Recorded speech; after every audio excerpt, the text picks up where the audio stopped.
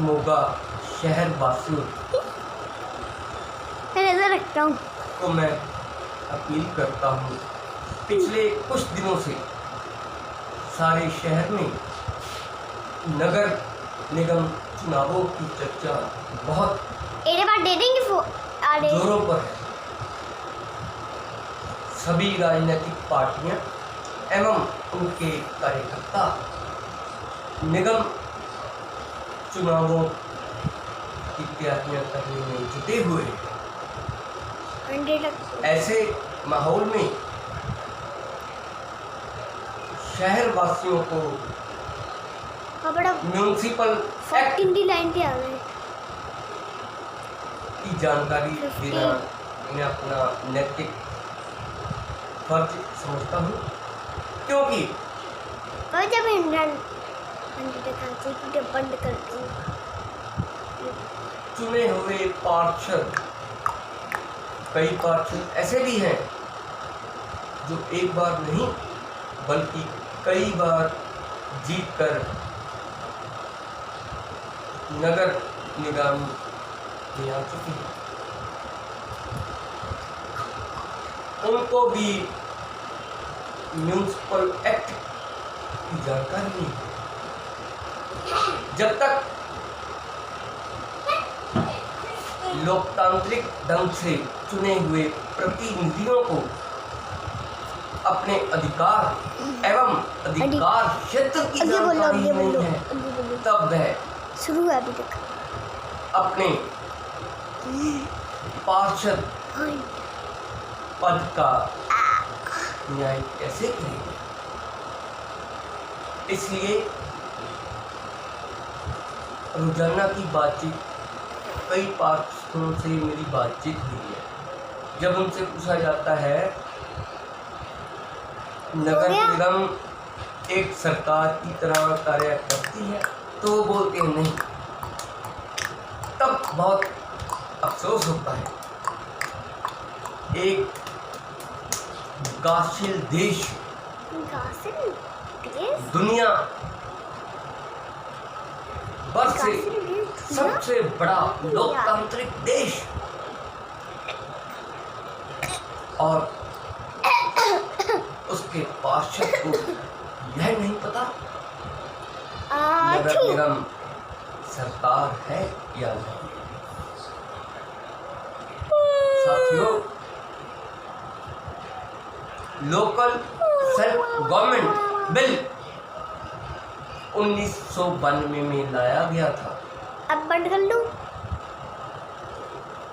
भारतीय संविधान में 73वां संशोधन कर लोकल सेल्फ गवर्नमेंट रूरल, जो कि ग्रामीण क्षेत्रों के लिए है, और उसी वर्ष 74वां संशोधन करके local self government urban bill लाया गया है। मैं समझता हूँ 90% पार्षदों को इस बारे में कोई जानकारी नहीं है, जो उनकी विफलता का जीता जागता है। जहाँ तक बात लोकल सेल्फ गवर्नमेंट की करते हैं, इसका मकसद स्थानीय लोगों की सरकार है।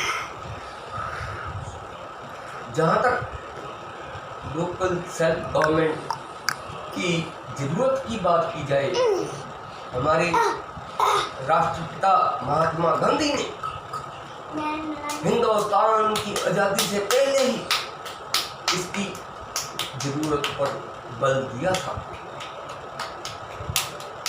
हिंदुस्तान में अगर बात की जाए, लोकल सेल्फ गवर्नमेंट के पितामह लॉर्ड रिपन एक ब्रिटिश नागरिक है, जिन्होंने सन 1952 में भारतीय संविधान के आर्टिकल 40 में इसका उल्लेख किया है। उसके बाद बलवंत राय मेहता कमेटी ने भी सन 1957 में इस बिल को लागू करने की सिफारिश की है। जहाँ तक बात पंचायती राज संस्थाओं की है, पंचायती राज संस्थाएं 1959 में ही राजस्थान सरकार ने लागू कर दी थी। उसी वर्ष आंध्र प्रदेश ने भी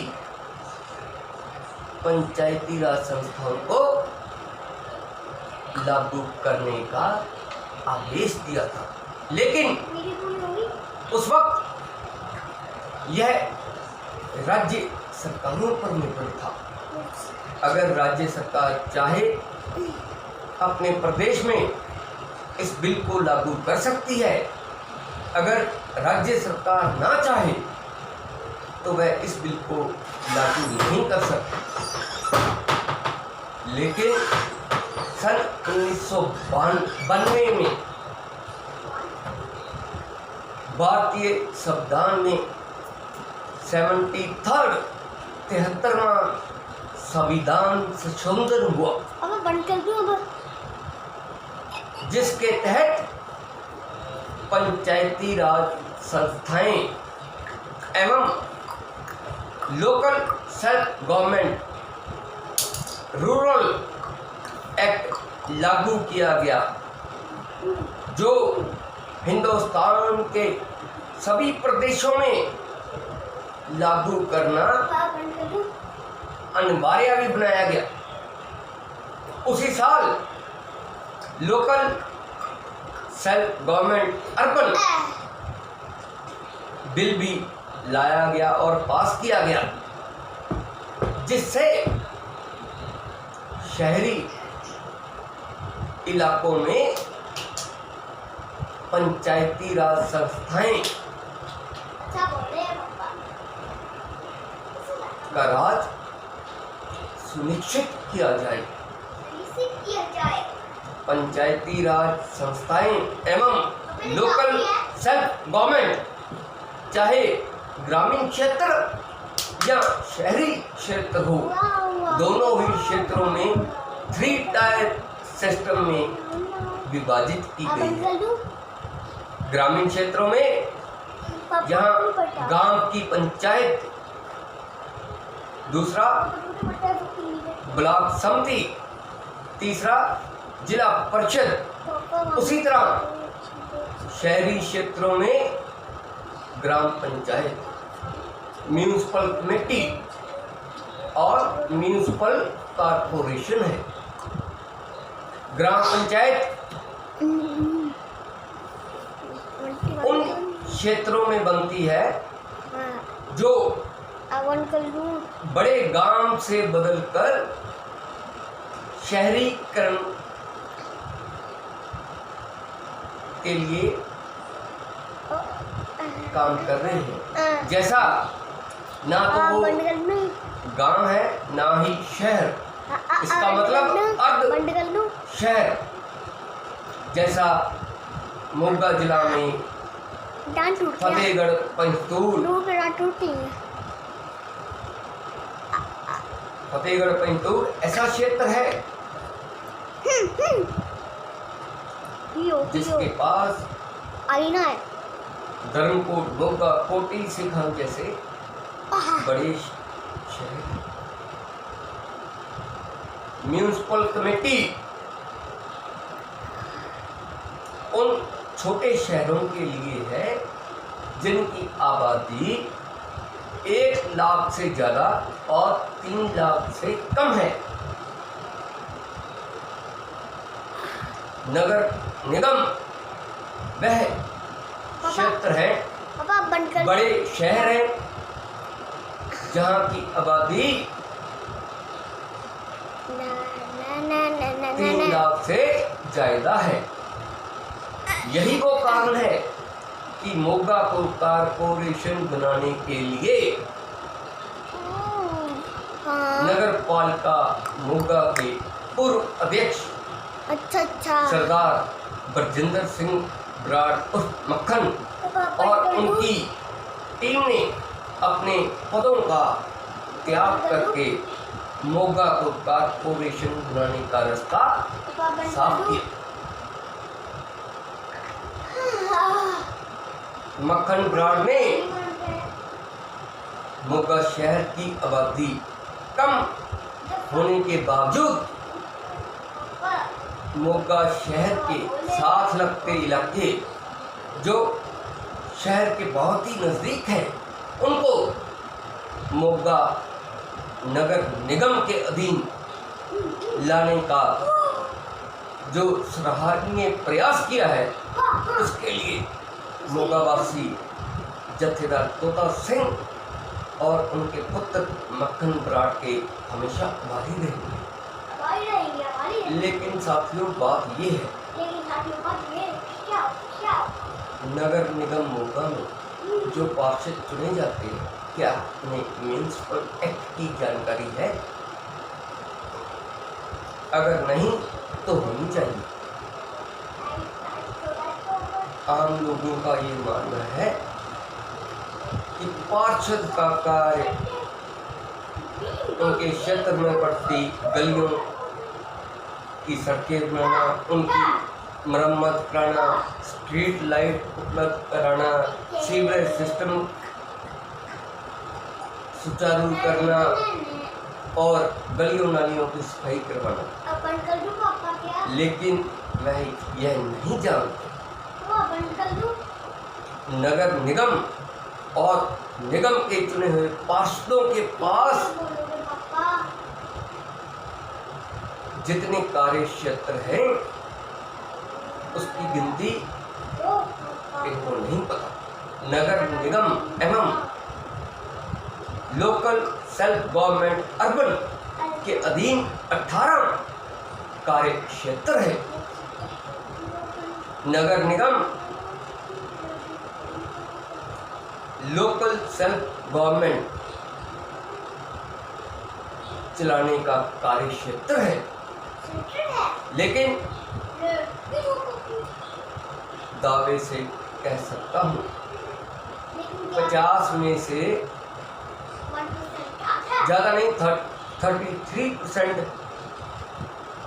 विमेन रिजर्वेशन है। कम से कम 17 महिला पार्षद जो जीती हुई हैं उनको अपने वार्ड की टोटल वोटों की संख्या के बारे में जो बहुत ही निंदाजनक बात है।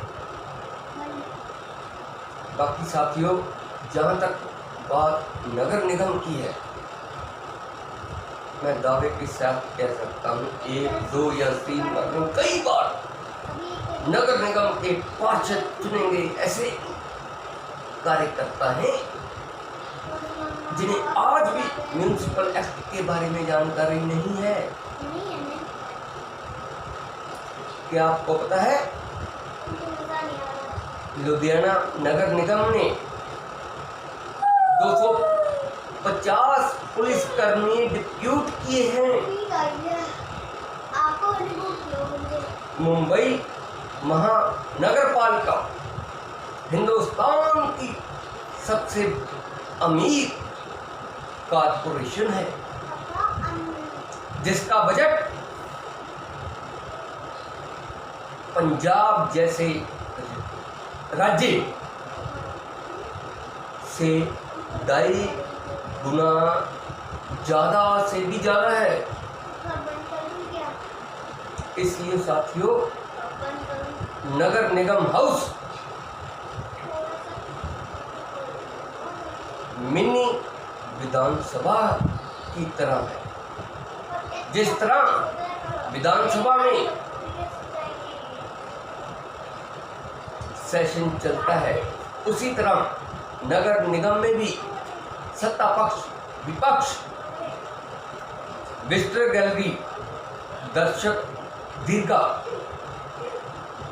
का होना बहुत जरूरी है ताकि कोई भी आम शहरवासी नगर निगम की कार्यवाही देख सके, सुन सके। इससे न केवल नगर निगम आगे बढ़ेगा, स्थानीय लोगों को भी यह पता चल पाएगा कि कौन सा पार्षद शहर के विकास के लिए और शहर वासियों को सुविधाएं देने के लिए अपनी आवाज बुलंद करता है और कौन सा पार्षद केवल निगम हाउस की मीटिंग में उपस्थिति दर्ज कराने तक सीमित है। इससे स्थानीय शहरवासियों को भी सहूलत मिलेगी। उन्हें पता चलेगा कि उन्हें अपने सुख दुख में साथ देने वाला ही नहीं, बल्कि म्यूनिसिपैलिटी एक्ट के तहत शहर और शहरवासियों के अधिकारों की रक्षा करना और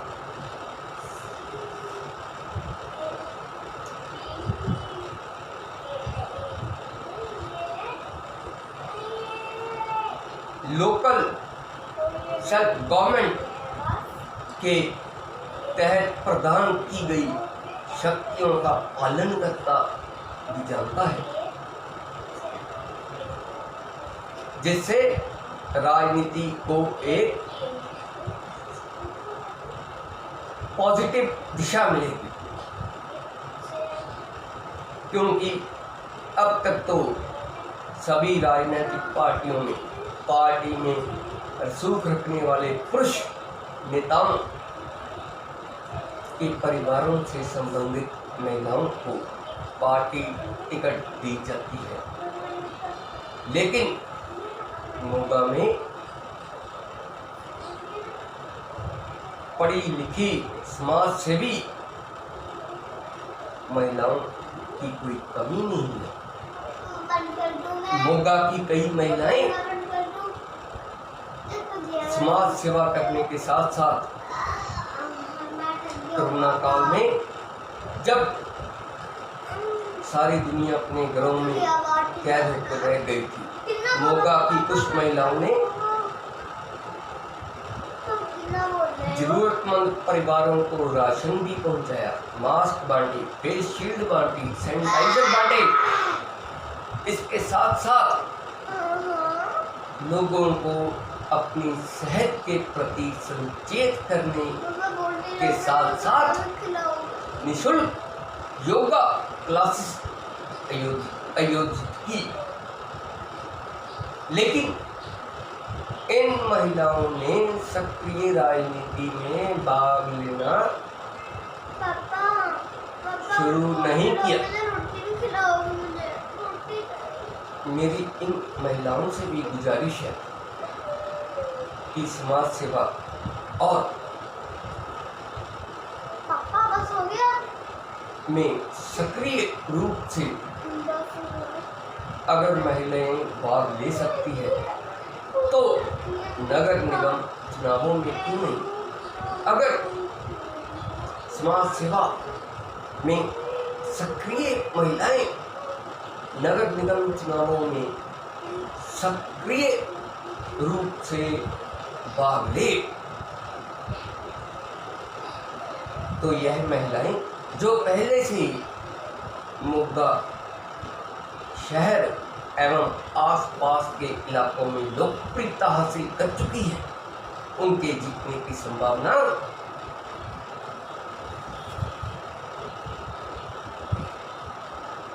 राजनीतिक पार्टियों में रसूख रखने वाले पुरुष नेताओं की डमी बनकर रहने वाली उनकी पारिवारिक महिलाओं से कहीं अधिक है। पंजाब के मुख्यमंत्री कैप्टन अमरिंदर सिंह ने बहुत ही सराहनीय कदम उठाते हुए पंचायती राज संस्थाओं में महिला आरक्षण को 33% से बढ़ाकर 50% करने का एक सराहनीय प्रयास किया है। लेकिन मुख्यमंत्री कैप्टन अमरिंदर सिंह का यह प्रयास सफल तब हुआ जब महिलाएं सक्रिय रूप से आगे आकर मोर्चा संभालेंगी। अगर विधानसभा, संसद, यहाँ तक कि केंद्रीय मंत्री, राज्य मंत्री, विदेश मंत्री, प्रधानमंत्री और देश की राष्ट्रपति तक महिलाएं बन सकती है, तो क्या महिलाएं पार्षद नहीं बन सकती? अगर विधानसभा में, संसद में विधानसभा सदस्य और संसद सदस्य के बिना कोई भाग नहीं ले सकता, तो क्यों नगर निगम हाउस की मीटिंग में महिला पार्षदों के पति एवं उनके परिवार के अन्य पुरुष सदस्य हिस्सा ले रही हैं? ये महिला सशक्तिकरण नहीं, महिलाओं को कमजोर बनाने है। अगर विमेन एम्पावरमेंट और महिला सशक्तिकरण को धरातल पे साबित करना है तो महिलाओं को आगे आकर मोर्चा संभालना होगा। आज हिंदुस्तान ही नहीं, दुनिया भर में ऐसा कोई भी एक क्षेत्र भी नहीं है जहां महिलाओं ने अपनी दांव ना आजमाई। राजनीति की बात की जाए, श्रीमती इंदिरा गांधी 60 के दशक में हिंदुस्तान की प्रधानमंत्री बनी। हिंदुस्तान की सबसे ज्यादा समय तक प्रधानमंत्री रहने का गौरव भी उन्हें प्राप्त है। उसी काल में सुचेता कृपलानी श्रीमती इंदिरा गांधी के नजदीकी आचार्य कृपलानी की पत्नी उत्तर प्रदेश की मुख्यमंत्री बनी। ममता बनर्जी पश्चिम बंगाल में कम्युनिस्टों का किला ध्वस्त करने का सेहरा यदि किसी एक को दिया जाए तो वह सुश्री ममता बनर्जी है, जो एक साधारण परिवार में पैदा होकर कांग्रेस पार्टी से सांसद बनी और उसके बाद कांग्रेस पार्टी जो राष्ट्रीय पार्टी है उसे त्याग कर उन्होंने खुद की तृणमूल कांग्रेस पार्टी बनाई। इतिहास गवाह है, वामपंथी सरकारों ने जितना जुल्म ममता बनर्जी पर किया है, आज तक किसी राजनेता पर नहीं हुआ। इस्लाम है ऐसी सुश्री बहन ममता बनर्जी को कि वो हिंदुस्तान ही नहीं दुनिया में पहली वह सांसद है जो पार्लियामेंट संसद भवन के सेशन में व्हील चेयर पर आई और दिखा दिया। अगर दिल में ईमानदारी और लड़ने के लिए मरने को तैयार है तो दुनिया की कोई भी ताकत ममता बनर्जी जैसी शेरनी को रोक नहीं सकती।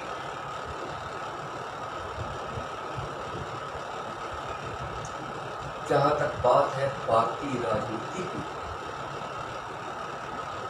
आज जब कई राज्यों से पता चला है कि वहाँ की केंद्रीय सरकार ने पैसों का तोल मोल करके विधायक सांसद खरीद लिए हैं, ऐसा है, तब ऐसी बातें सुनकर मेरा मन राजनीति के दरवेश नेता ज्योति बसु और कामरेड सोमनाथ चटर्जी के पांव चूमने को दिल करता है। पहले बात करते हैं कामरेड ज्योति बसु की। कामरेड ज्योति बसु 3 दशक तक पश्चिम बंगाल के मुख्यमंत्री रहे। ऐसा भी समय आया जब सभी पार्टियों ने कामरेड ज्योति बसु को प्रधानमंत्री बनाने के लिए अपना समर्थन दे दिया। उस वक्त कामरेड ज्योति बसु को ना तो विपक्षी पार्टियों और ना ही वामपंथी दलों से कोई विरोध की संभावना थी, लेकिन कामरेड ज्योति बसु वामपंथी विचारधारा में यकीन रखने वाले ईमानदार नेता थे। उन्होंने प्रधानमंत्री पद का त्याग कर अपनी पार्टी और वामपंथी विचारधारा का परिचय दिया, जिसकी वजह से देवेगौड़ा साहब हिंदुस्तान के प्रधानमंत्री बने। दूसरा उदाहरण कामरेड सोमनाथ चटर्जी का है।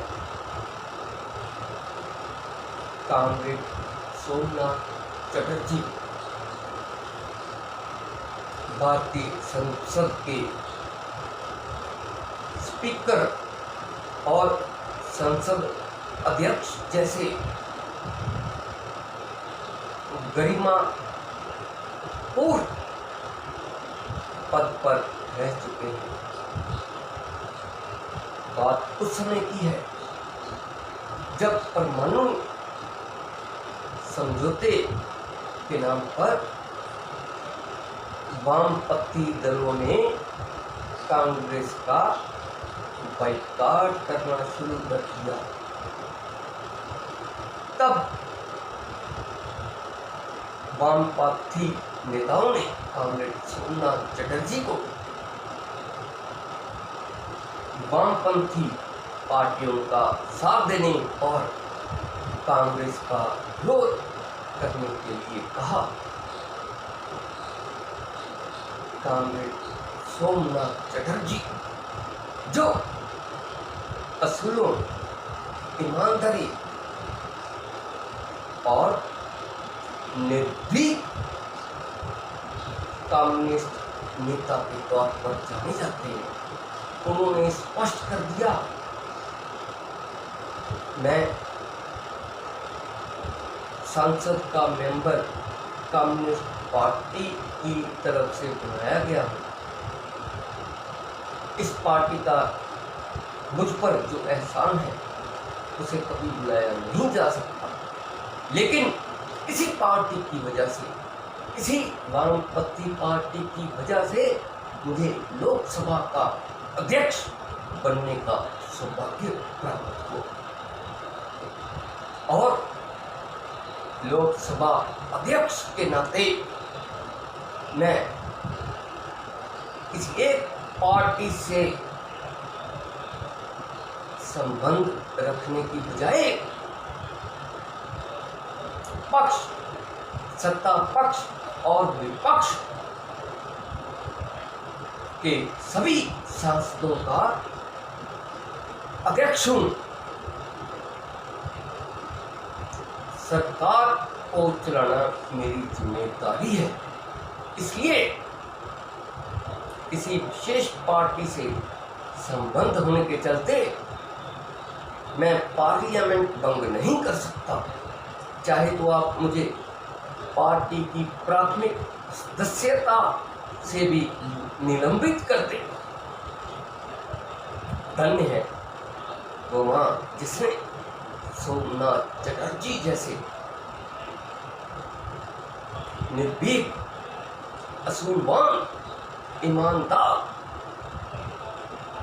और निर्धड़क जर्नैल को जन्म दिया।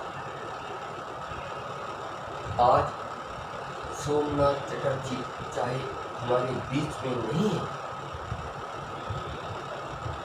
सभी राजनीतिक पार्टियों के प्रदेश स्तरीय नेता, राष्ट्रीय नेता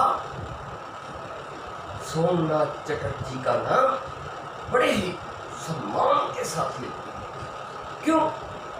क्योंकि सोमनाथ चटर्जी जैसी शख्सियतें सालों में नहीं, सदियों में एक बार मिलती है, आती है। ये हिंदुस्तान का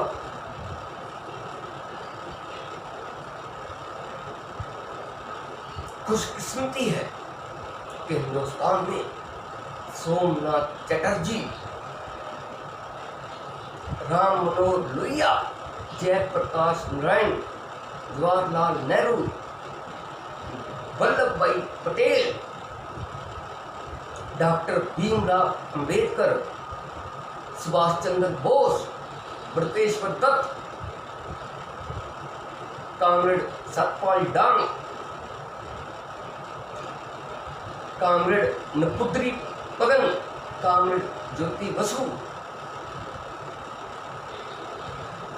जैसे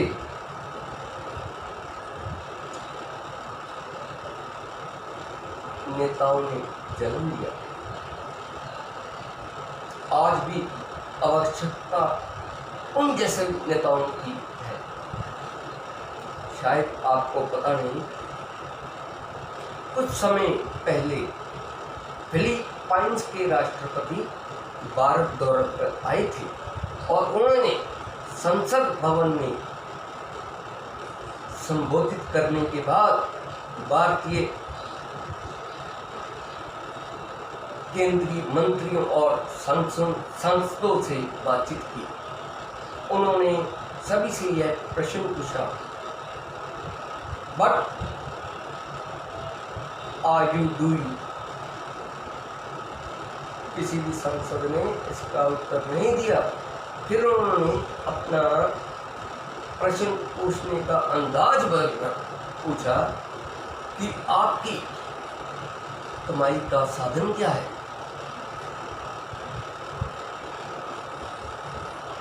सभी ने, किसी ने कहा मैं मंत्री हूँ, मेरे को इतनी तनख्वाह मिलती है, कोई कहता था सांसद हूँ, इतनी तनख्वाह, कोई कहता था पूर्व मंत्री हूँ, इतनी पेंशन, कोई कहता था हमारे ऐसा। ऐसी बात सुनकर फिलीपाइंस के राष्ट्रपति सिर पकड़कर बैठ गए और उन्होंने कहा हाउ स्ट्रेंज, हैरान होकर कहा कि एक गरीब विकासशील देश जिसकी जनसंख्या विकासशील देशों में सबसे अधिक है, क्या उस पर राज करने वाले प्रधानमंत्री, राष्ट्रपति, मंत्री, सांसद आदि का कमाई का साधन राजनीति है?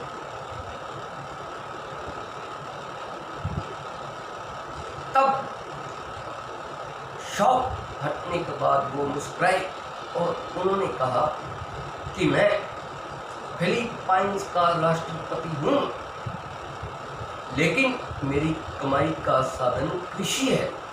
मैं एक किसान हूँ। सुबह 5 बजे मैं अपने फार्म पे जाता हूँ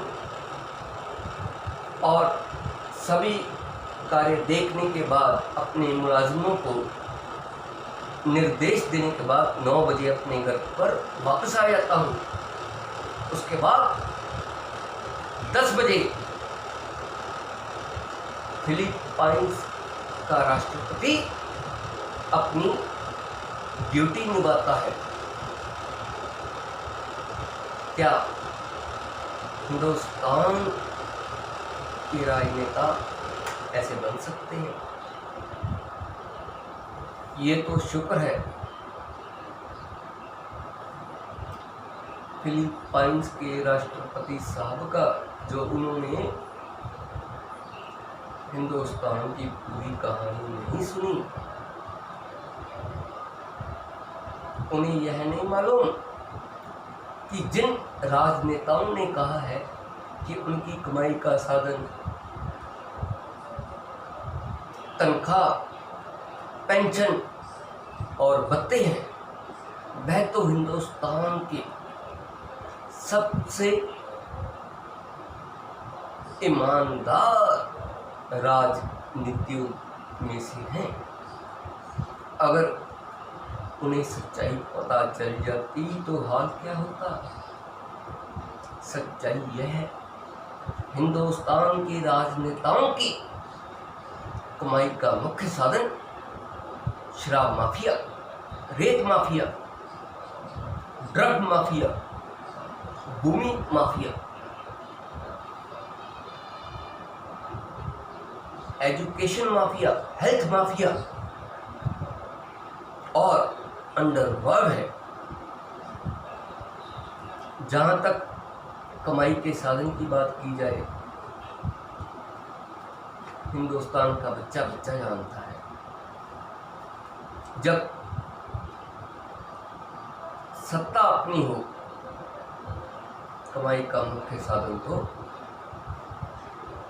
सरकारी और पुलिस अफसरों को स्टेशन बांटने और उनके तबादले करने में इतनी कमाई हो जाती है कि 5 साल में 7 पुश्तों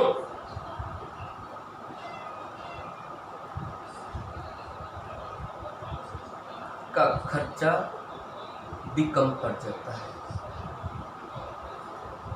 काश भारत में भी फिलीपाइंस के राष्ट्रपति जैसे राजनेता होते।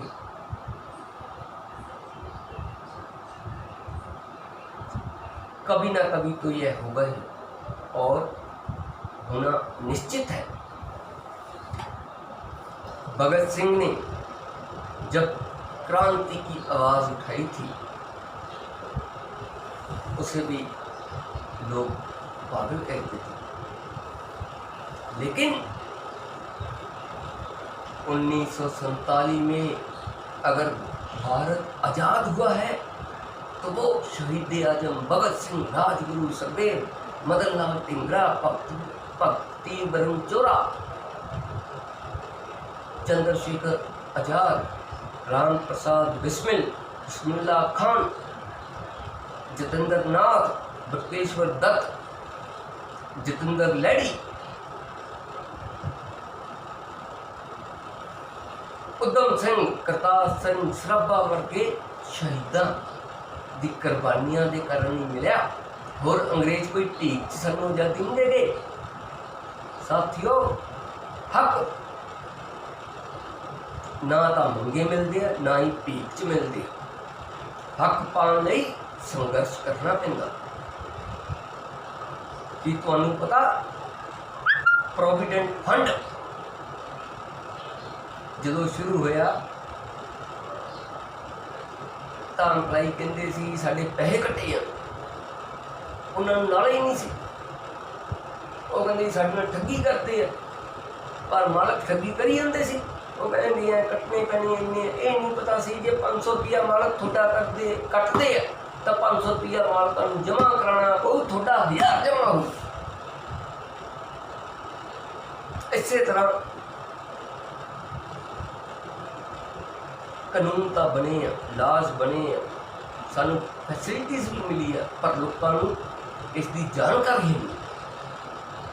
इन्हां दी जानकारी लोगों को, आम लोगों को, अनपढ़ पढ़े लिखे सारे जानकारी देने लई असीं एक मुहिम की शुरुआत की है। राइट अवेयरनेस एसोसीएशन, ये ना तो कोई क्लब आ ना कोई NGO आ, ये 4 भरा मिल के स्कूलों कॉलेजों असी बच्चों स्टूडेंट्स को लैक्चर भी देवांगे, क्योंकि लोगों को पता लगे उन्होंने अधिकार की है। राइट टू इनफॉर्मेशन एक्ट आ बहुत वधिया, पर 99.9% जनता को उसका पता ही नहीं। राइट टू एजुकेशन वो बारे नहीं पता, ह्यूमन राइट्स मानव अधिकार वो बारे नहीं पता है जी, चाइल्ड लेबर बाल मजदूरी वो बारे नहीं पता। इसका कारण ये आ ਜਿਹੜੇ अपने राजनीतिक लीडर है ना, वो आपदी वोटां मंगते, आपदी काम दसी जाते हैं, लोगों को उन्होंने अधिकार नहीं दसते। क्यों? जे उन्होंने दसता कि इन्होंने ये अधिकार आ, फिर तो पढ़ लिख के इन्होंने बराबर पहुँच जाएंगे। हाँ, इस कारण साथियों बाकी गल जी जितों तक लोकल सैल्फ गवर्नमेंट की है, ये बहुत ही वधिया ते लोड़ वाला विषय है। मैं तो थोड़ा ये कहना, जोड़ा भी बंदा थोड़े को वोट लेना आए उन्होंने पुछो भी तेरे अधिकार क्षेत्र किन्ने की कर सकते। 18 अधिकार क्षेत्र आ, बाकी अगले वीडियो तुम दसांगे। मेरा ये वीडियो पाने का मकसद यही सी, जितों तक हुण चल रहा MC आ थाने में जाके देंगे, थाना पुलिस स्टेशन MC के अधिकार क्षेत्र नहीं आता, ना ही उसकी कोई दखलअंदाजी हो सकती, फिर भी वो काम वो करी जाती है। तो जोड़े उन्होंने अधिकार क्षेत्र च उन्होंने पता ही नहीं, उन्होंने ये पता लिया नहीं अपना काम। मैं नहीं कहता भी हैं सारे माड़े है, चंगे भी है, पढ़े लिखे भी है, पर आप पता ये कहने जोड़ा एक पार्षद का कर्तव्य आ, उसके अधिकार आ, उन्होंने वरतों की जाए। जिन्होंने लोगों ने उस पार्षद में अपना विश्वास दे के जिताया, उन्होंने शहर निवासियों ते अपने शहर नाल न्याय करे। वो न्याय तो हो सकता जो उन्होंने इसकी जानकारी हो, पर बहुत अफसोस की गल है पाकिस्तान इसकी जानकारी बिल्कुल भी नहीं है। नहीं तो मौका की जो हालत अज तो कदे ना होगी, क्योंकि पार्षद तो सिर्फ अपनी वोट का इरादे है भी मेयर साड़ी वोट ना बनना। चलो बाकी ये थोनों जागरूक करने का मेरा मकसद ये सी कि आने वाले नगर निगम चुनावों में आप पढ़े लिखे रहे, मतलब नहीं आप MD डॉक्टर या PhD 5वीं पास बंदा भी म्यूनसिपल एक्ट को पढ़ ते समझ सकता। ये कोई वड्डी चोरी गल नहीं, सीधियां गल्लां जे उहदा दिल होवे तां, ते जे ठोकी चौधर पढ़ा करने लई MC बनना वो काम हम नहीं होगा, क्योंकि हम अज की पीढ़ी पढ़ी लिखी है, तो उन्होंने उदा के बंदे निगम हाउस भेजना चाहिए जोड़ा उन्होंने रखा हकों की आवाज़ बने, उन्होंने हकों की राखी करे, विजिटर गैलरी बना के ਪ੍ਰਸ਼ਾਸਨ ਨੂੰ ਵੀ ਇਹ ਸਾਬਤ ਕਰਨਾ ਚਾਹੀਦਾ, ਕੋਈ ਵੀ ਸ਼ਹਿਰ ਵਾਸੀ ਪਾਸ ਲੈ ਕੇ ਆਪਣੇ ਪਾਰਸ਼ਦਾਂ ਦੀ, ਨਿਗਮ ਦੀ ਕਾਰਵਾਈ ਦੀ ਜਾਣਕਾਰੀ ਪ੍ਰਾਪਤ ਕਰ ਸਕੇ। ਇਹ ਹਿੰਦੁਸਤਾਨ ਦੀ ਰਾਜਨੀਤੀ ਨੂੰ ਇੱਕ ਪੋਜ਼ਿਟਿਵ ਦਿਸ਼ਾ ਮਿਲੇਗੀ। Thank you.